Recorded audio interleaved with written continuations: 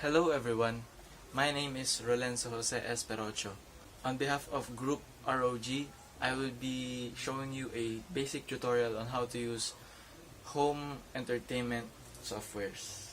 So sa video na to, dalawang application software ang ipapakita ko sa inyo. MS Paint at Adobe Photoshop. So ang una ko ipapakita sa inyo ngayon ay MS Paint. So wala nang paligoy-ligo pa, let's get right into it.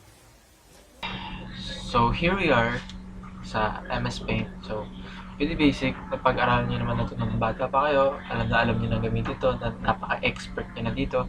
Pero for the sake of this video, bibigyan ko kayo ng rundown kung paano gamitin ang MS Paint. So first of all, the color section, syempre, sobrang basic. Dito mo makikita yung mga colors na gusto mong gamitin para sa work mo. Sizes. Dito ka makakapili kung gaano ka-broad ang gusto mong brush. So, ayan, manipis.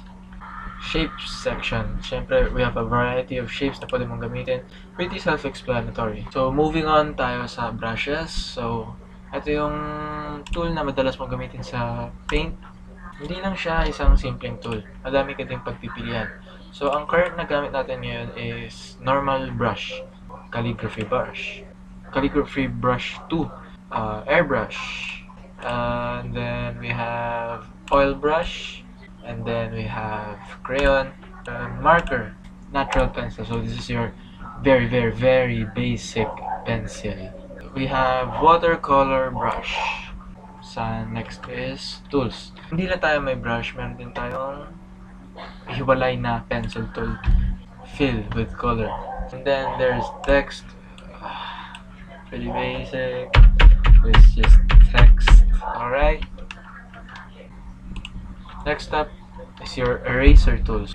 Moving on tayo dito sa image section. So, pag gusto mong mag-edit ng isang buong picture, pwede mong gamitin itong image section, itong various tools na to para sa pag-edit mo. Mag-open tayo ng picture ngayon. Alright, meron tayong tool na select. So let's try to use it. Let's make a square and pala. Pwede mo siyang i-cut off. Meron din tayong freeform select. Syempre hindi lang square. Pwede tayong mag-cut off ng hindi square. Meron din tayong resize. Okay, so, pwede natin i-resize ang ating canvas. There you go. Notice, same lang din siya pero lumaki pa siya ng bits. Okay, rotate, syempre, alam na natin yan. Matagal, pero it's just basic stuff. So you wanna put it right back. Well, you're not gonna put it right back at this way, pero still basic stuff. Alam niyo naman na to. Self-explanatory, no need to explain because this is pretty basic. Alright, so this part there's no need to explain this because you already know what this is. Paste, cut, copy. Pwede ka mag-paste ng kahit ano galing everywhere na nasa clipboard. Alright? Copy, paste. So, there you have it. So, yun ang MS Paint. Syempre, alam niyo naman na yun. Very basic. Diba? So, next na i-tutorial ko is Adobe Photoshop. And medyo komplikado siya for beginners like me. And by the way, I know what you're thinking. Pechi, hindi ba nahuhulog sa graphics and multimedia ang Photoshop? Well, hindi naman lahat ng tao ay pro editor pagdating sa Photoshop. So, kagaya ng katulad ko na beginner lang, pwede mo naman siyang gamitin for entertainment purposes or doodle lang sa bahay for fun. So, pwede rin siya for home personal software. So, pakita ko na sa inyo ang Photoshop. Alright? So, here we are. Oh God. So here we are in the same picture. Now notice na hindi siya ganun ka-expanded sa ating workspace. Kasi ang Photoshop ay matalino, na-i-adjust na niya yung resolution ng photo para malaya nating ma-edit. Right? Ang una nating dapat matutunan sa Photoshop is paggawa ng layers. Bakit? Kasi importante na may layers ka. Kasi kahit anong edit mo dyan sa photo na yan, as long as wala kang layers, walang makikita sa finished product mo. So, gawa tayo ng layer, create new layer. Layer 1. Alright? Ito, background. Siyempre, background lang yan. Pag tinanggal mo yung layer visibility, makikita mo lang ay transparent. Kasi, ang mechanics na ito, para lang siyang papel. Nasa ilalim yung background, nasa ibabaw yung layer 1. So, anong una mo makikita? Siyempre, yung layer 1. Pag tinanggal mo na yung background, makikita mo pa rin yung layer 1. Pero, since transparent yung layer 1, kapag binalik mo yung layer visibility ng background, ay makikita mo yung background. Ngayon, pag may nalagay ka dito sa layer 1 na yan, nasa ibabaw ng background. So, that's the basic premise of layers. So next, over here above the layer panel is the color panel. Ito yung color section sa my paint. So we can see medyo complicated na siya ng konti, pero still the same. You can use this on the variety of tools over here, and I'm just gonna let you explore this on your own.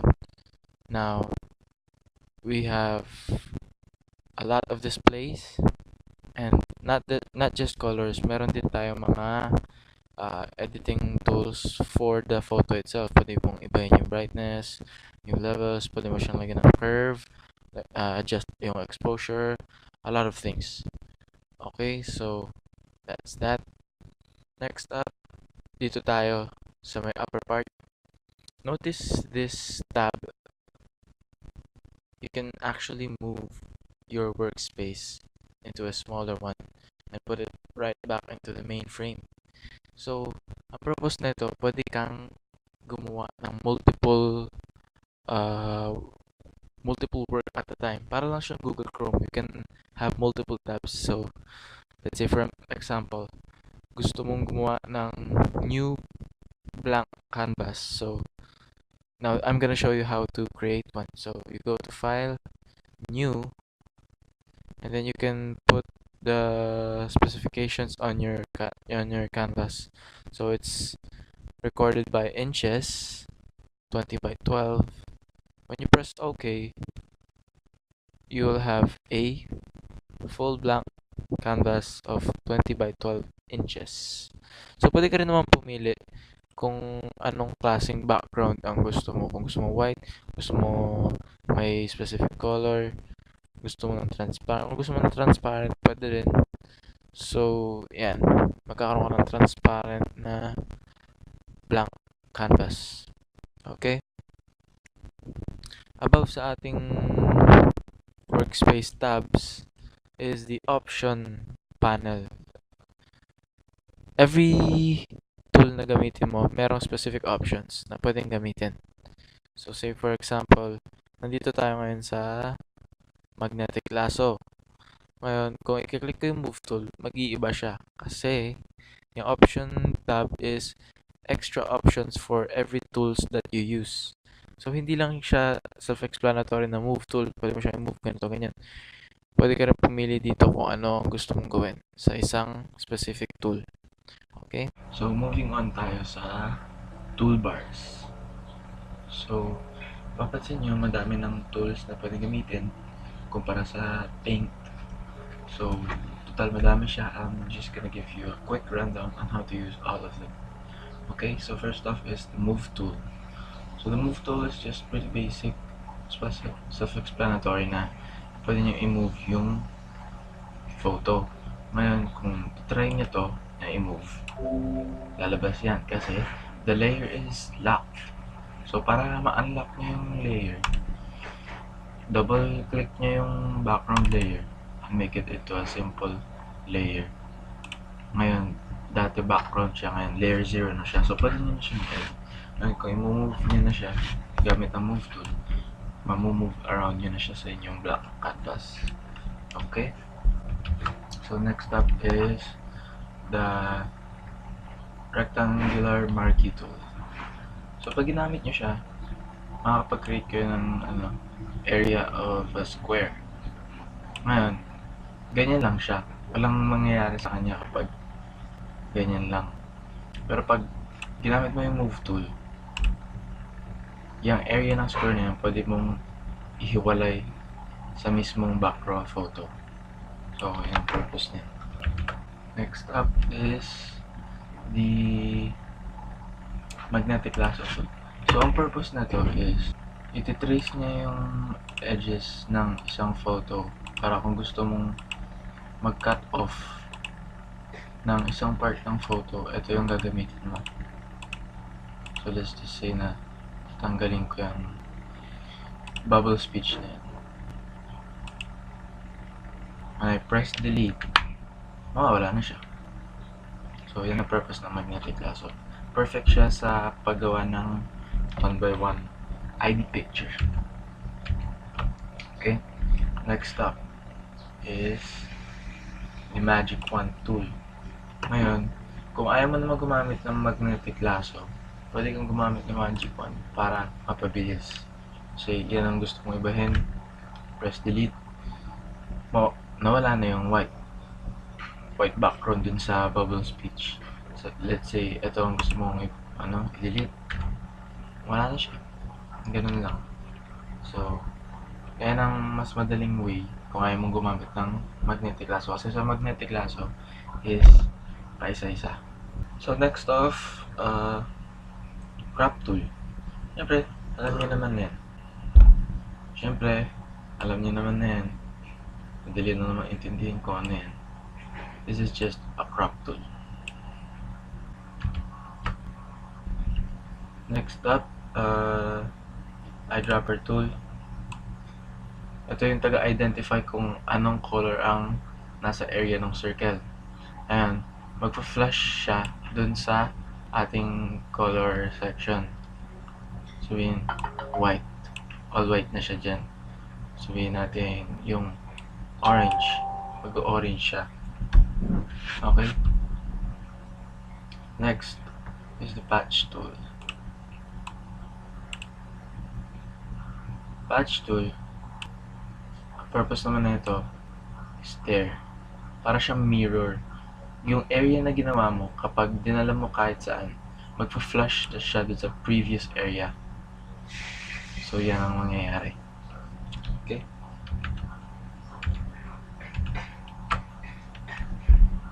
Next off, pencil tool. So, pretty self-explanatory. Parang lang siyang pencil tool dun sa paint.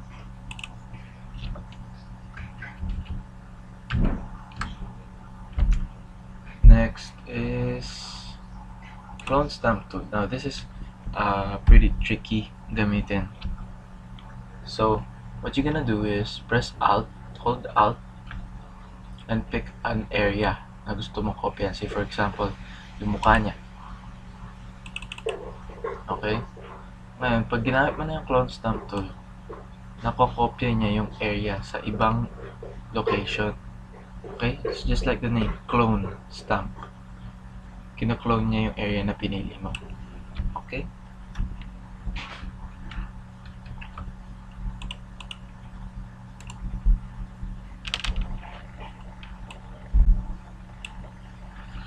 So next is art history brush tool. So purpose na ito, ganyan lang. Bina-blur out lang niya and iniiba niya yung texture ng photo.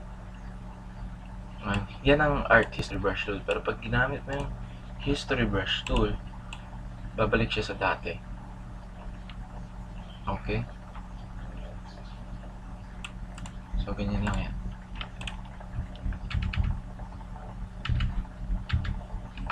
Next up,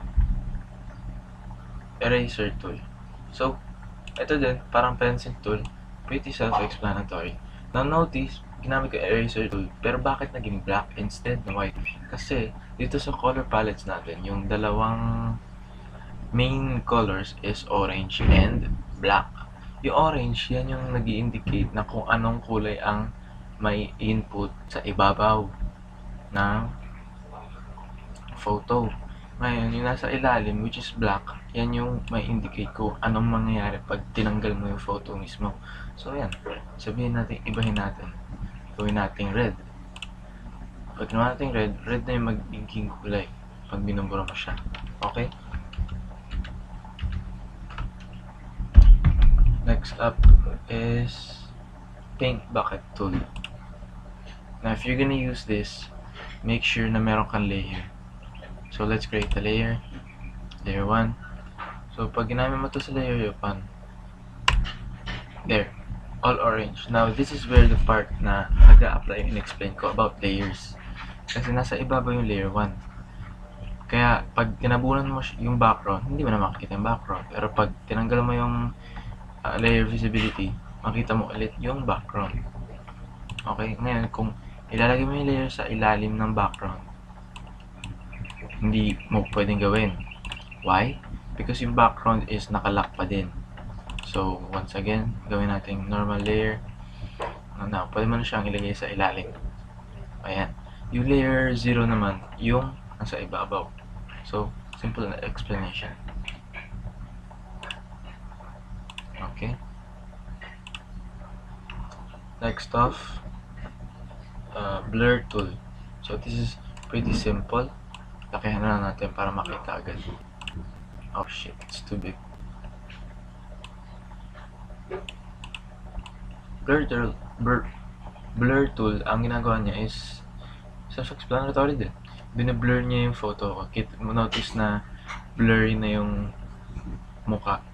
Okay? Yun lang yung purpose niya.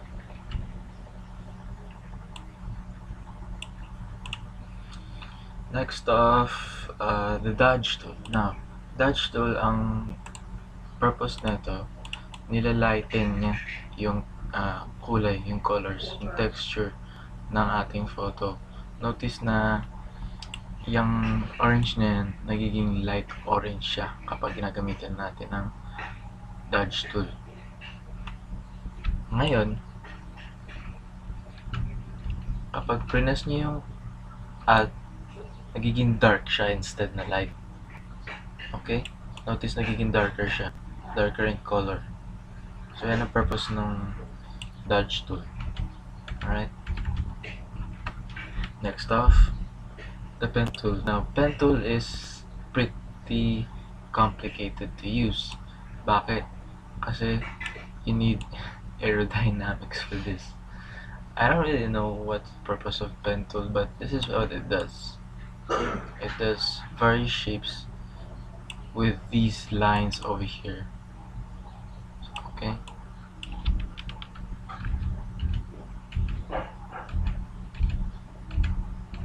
Next off, syempre, text tool. Pag gusto mong maglagay ng text, ayan.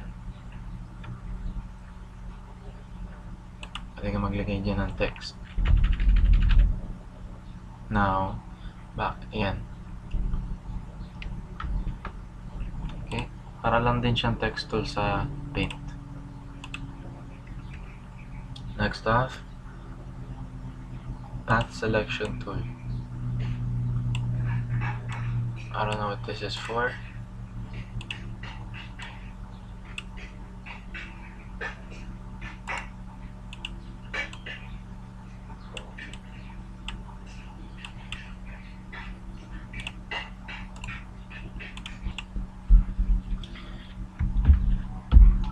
So next is path selection tool.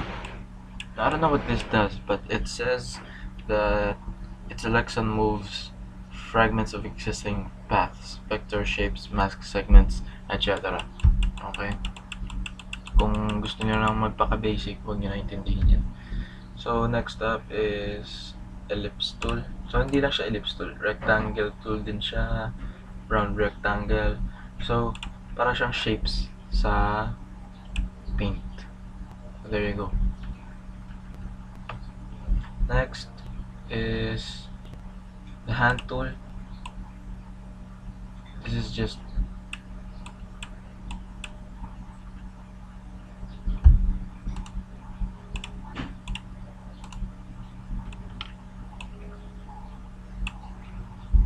now next is the hand tool. Now, ito lang simpleng drag. Ngayon, hindi mo magawa kasi naka-zoom out siya sa ating blank canvas. Ngayon, para magamit mo siya na maayos, you have to zoom in para ma-utilize mo yung hand tool. And it's just simple dragging sa ating workspace. Okay? Now, ito, zoom tool. Pwede self-explanatory. Zoom in lang siya para makita mo pixel by pixel. Okay? So, that is how you use Photoshop. That's the basic premises. So, yeah. So, there you go. Naipakita ko na sa inyo ang MS Paint at Adobe Photoshop. So, I hope madami kayong natutunan sa very high quality tutorial na ito. So, yeah. Thanks for watching. This is Jay Pechi of Group ROG.